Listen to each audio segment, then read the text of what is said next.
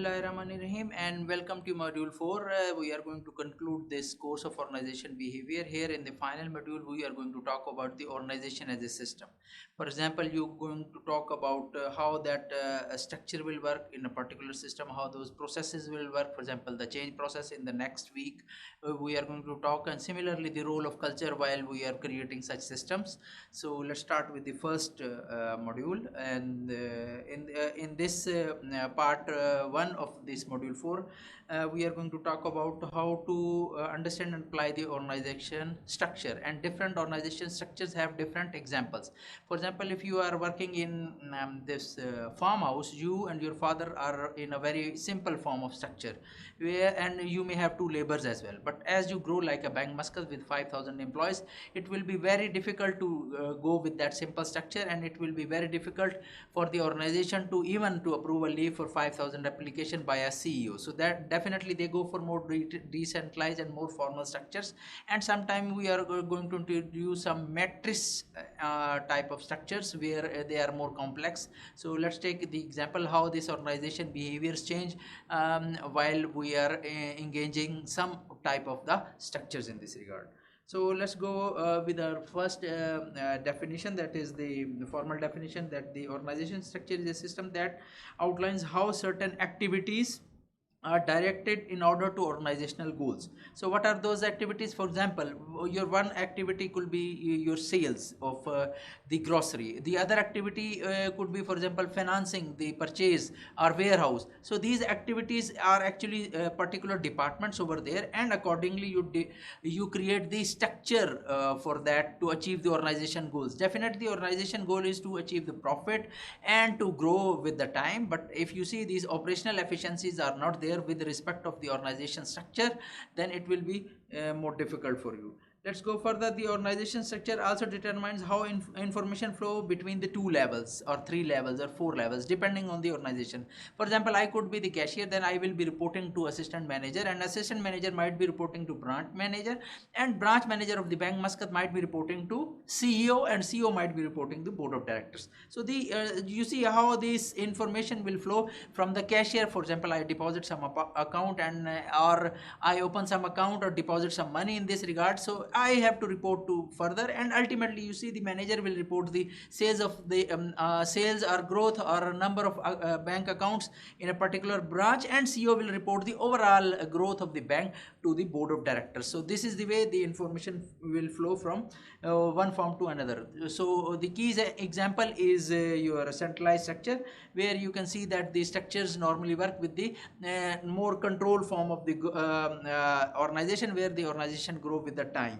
So let's take some elements, and in these elements you say that by function you can perform the function could be HR function, your marketing function, your finance function. Similarly, you can operate your organization structure in a way, for example, the geographical territory. For example, Sohar branch and Muscat branch of the Bank Muscat may have the same hierarchy. For example, here you have the branch manager, there you have the branch manager, here you have the credit officer, there you have the credit officer, here you have the cash officer, and the other branch you have the same. So this is the way you actually replicate your organization structure, so that your bank may perform efficiently and effectively.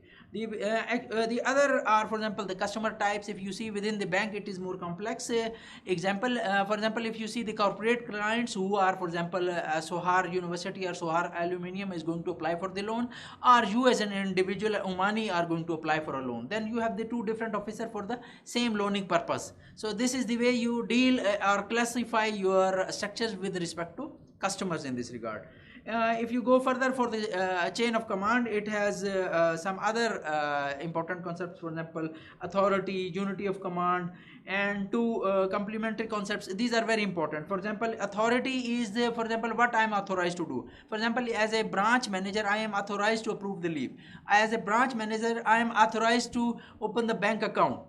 So these are the different authorities I have with me. Like HR manager, I have different authorities for recruitment, selection, and shortlisting of the application as per the criteria given by the particular line manager or the department. So this is the way I exercise these things.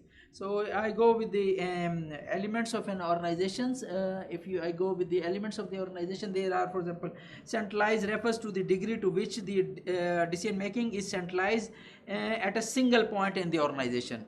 In a branch, you will see it is more centralized to ask anything from the particular branch manager. So advantages of there are some decentralization as well. There are some advantages and disadvantages in this regard. For example, can act more quickly to solve problem. More people provide input into decision making. This is the decentralized form of structure. Then formalization and boundary spanning and work specialization are also very important concepts which actually depicts different form of organization behavior. For example, work specialization is very important.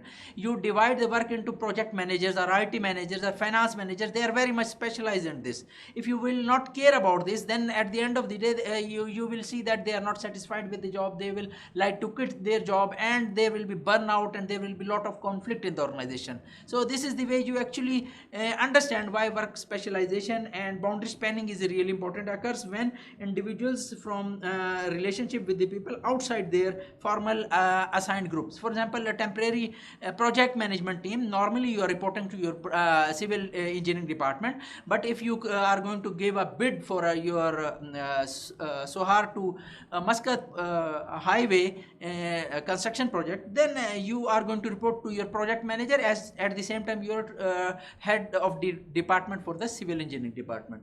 So let's go further in this situation and let's try to understand the next concept. It is the simple structure. I have given you the example of the farmhouse and it has strength, for example, the simple, fast and flexible and only reliable for the smaller organization. But as with the time you will grow, you will be unable to go with that simple structure. There are weaknesses, difficult to maintain in any other than smaller organization, risky. Everything depends on the one person. So like in the farmhouse, your father is the sole decision maker at that time, but if this farmhouse will grow up to Dubai or other Middle Eastern countries and you are going to create more warehouses and more farmhouses, then it will be very difficult that your father is going to operate all and everything. You have to give some manager over there for the particular farmhouse, or father is going to give this responsibility to his son or daughters in this regard, so that the farm may grow further. So let's go for the little complex structure. You can see this is a matrix type of structure. For example, if you like, I have given you the example of the civil manager, civil engineering department. They have the civil engineer. He is going to report in the project. At the same time, he is going to report it to the department of civil in this regard. So it has some strength and weaknesses. At the same time, if the responsibilities are not clearly defined, then it will create normally the conflict and it may harm the organization in this regard. So let's go further. In this, virtual organization is the most recent form. For example, we are going to create a team for a software house. I am working from Oman and you might be working from Bahrain and India, Pakistan, China, and all that team is meeting virtually in this regard, and they are going to develop the Bank Muscat app, for example. Now, they are not Oman based, all the employees are not there, and physically if you bring them over here, it will increase a lot of cost. Better to they stay over there and you talk to them virtually in this regard. So virtually using the MS Team or Zoom or other software like Tilo and other team viewers. There are different softwares which help us to virtually integrate and ultimately to work virtually in this COVID-19 or pandemic situation.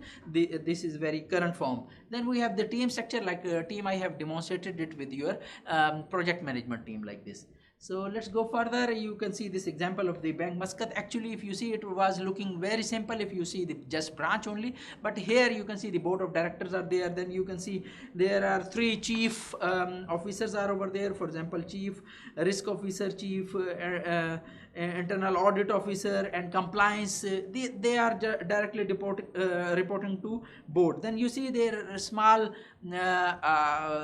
more hierarchy over here. For example, you can see that the group general manager is there. Then he has further, you can see different branches and control over there. So it is some sort of matrix, and combine in an organization, it become really complex when you try to apply that organization structure in this regard. So let's go further.